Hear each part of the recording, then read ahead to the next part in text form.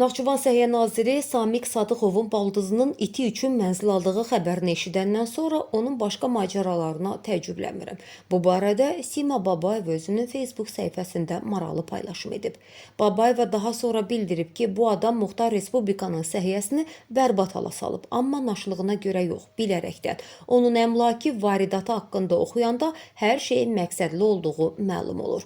Necə olubsa, Samiqin vəzifədə olduğu müddətdə qaynatasının, qardaşlarının, bəzi qohumlarının və kirvəsinin maddi vəziyyəti sıçrayışla artıb, bahalı daşınmaz əmlakları peyda olub.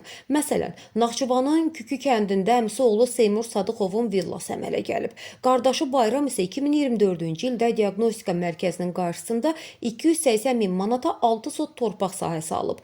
Bakıda da özünə güzaran qurmağı unutmayıb. Belə ki, Ağşəhərdə kirvəsi Sahilin adına 2-3 otaqlı mənzili var. Həmçinin Sibrizdə də Sahil bəy 2 mənzilə sahib olub.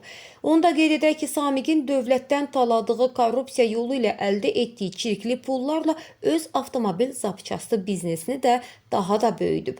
Nazir kirvəsinin vergidən yayınma və qeyri-şəffaf maliyyə dövriyyəsi ilə bağlı şübhələr var.